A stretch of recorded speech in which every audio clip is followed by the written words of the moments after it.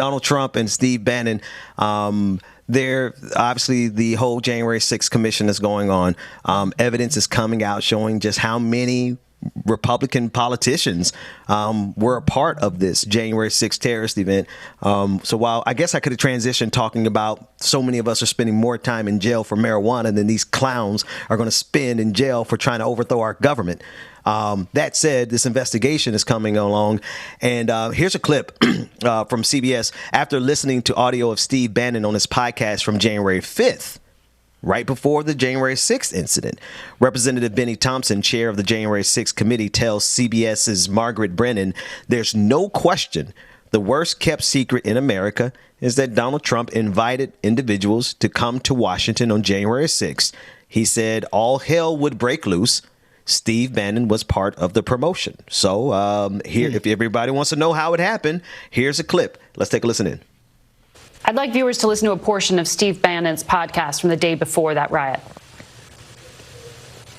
All hell is going to break loose tomorrow. It's going to be moving. It's going to be quick. And all I can say is strap in. The War Room, a posse. You have made this happen, and tomorrow it's game day. How premeditated was this attack? Well, there's no question. Clearly, the direction of the committee is to look at that premeditation to make sure that we identify it. But the worst kept secret in America is that Donald Trump invited individuals to come to Washington on January 6th.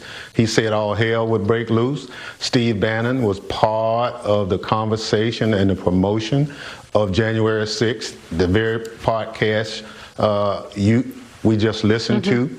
Talks about it. Yeah. Steve Bannon was in the War Room, and he was in the Willard Hotel doing a lot of things. So that's why we subpoenaed him. That's why we felt it was important for the committee and staff to depose him. Now, I got one more clip before we talk about this.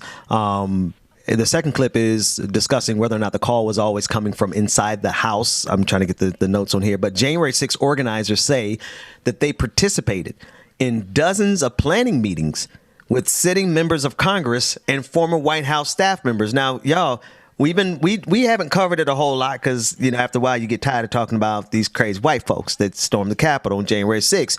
But the evidence is coming out that says that if these were Congress people helping to organize this, we knew it, but here's the evidence of it. Let's take a listen to the second clip.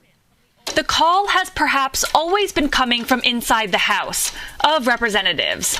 According to a new bombshell report from Rolling Stone, January 6 organizers say they participated in dozens of planning meetings with Republican members of Congress, including Marjorie Taylor Greene, Lauren Boebert, Mo Brooks, Madison Cawthorn, Andy Biggs, Louis Gohmert, and Paul Gosar. They also allege members of the White House staff, including Trump's White House chief of staff at the time, Mark Meadows, played a major role in helping to plan the protests. According to the report, Congressman Gosar reportedly went as far as to promise a, quote, blanket pardon from the Oval Office to encourage organizers to proceed with their so-called Stop the Steal rallies. The two sources are communicating with investigators from the January 6 House Select Committee. Lawmakers, including Alexandria Ocasio-Cortez, have publicly called for any colleague who had knowledge of or helped plan the attack to be expelled from Congress. So there you guys have it. That's what's happening with the terrorist event of January 6th, Rebecca. You would think that it would make major news. Here we are on October 26th. This was reported on the 24th by Rolling Stone. And then I didn't see much of this blasting all over the internet, especially on Twitter. And, that's where all the political conversations really happen, right? So what we were more so talking about was Kyrie Irving and Magic Johnson. I saw that more too.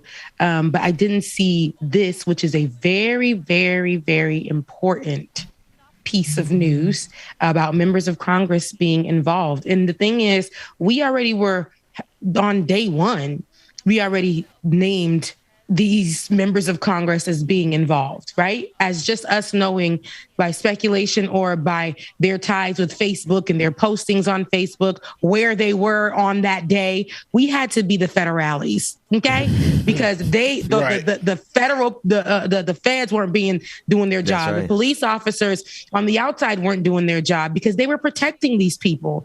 And so, it shouldn't have taken this long. I can bet you my bottoms, my little booty's dollar, right? I can bet you that if those people in Congress were Black, if those people in Congress were of color that were involved in this, they would have been got not even less than 24 hours after this particular incident. If there was an uprising for Black people over there, they wouldn't even live to see another day. If Congress people who were involved in something like in an uprising or whatever, right, of this for their rights, who were Black or, who were in a marginalized group, Black people, they would have not even if they were Congress people, they wouldn't have lived to see another day, or they would have been behind bars for God knows how long for, being a traitor to their country, not representing, abusing their positions, all kinds of things. But what we see here is just white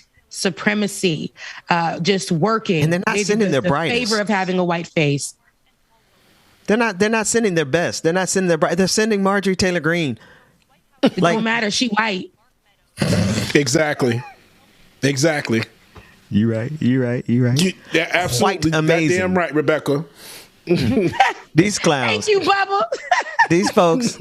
Girl. It don't matter. Look at these. Look. You think a Black person could get away with this mess right here in front of the Cap? Man, we would have been gunned down in real time. Yeah, because even the Black ones that was out there, you see they ass got locked up. He still ain't heard nothing from them. They got locked up the second day. They've been in jail since January 7th. They've been in jail since January 6th. Hell, you talking about? It's 3:34 in the afternoon. They got arrested. Look, the uprising started at 3:30. By 3:35, they was in jail, baby. Every Black person. Yeah, that's like, did y'all see the dude that's been in jail the longest behind this is the Black dude who never even went to the Capitol. Wait a minute. Yeah. How you get arrested and you ain't even go? I think it was yesterday, the day before. He was like involved in some of the planning, but he been in jail longer than anybody, and he never went to DC. And look here. Man, how you get arrested on your day off? You didn't even go to the protest. You got arrested because you were Black. You didn't even make it to the protest. You don't even go to this school. Was he on the bus that Charlie Kirk had them go in and had that little nigga standing outside? Little Charlie Kirk. We on to you, little Charlie. Listen. He couldn't get on the bus. He tried to sit. He tried to sit in the back of the bus. And they was like, "You got to sit in the back." And he's like, "I'm just going to get off this since there's no equality. I thought there was equality on here, and there's no equality, diversity, and inclusion." Because they tried to put him on the back of the bus. That's why. That's the only reason he didn't make it. He had every intention of being there, but he was like, "Nope, not today. I am not sitting in the back." Got off the bus and got arrested. He was like, "Sir, you going with them?" No. Okay, I hear you sing, boy. I hear y'all sing. Yeah. I got nothing but love for you. They outside. Baby. They outside the tour bus. This Black man singing 5 Hearts. And that's it. Now that was an extra ticket on top of him being Black. Damn. Okay. You can sing too?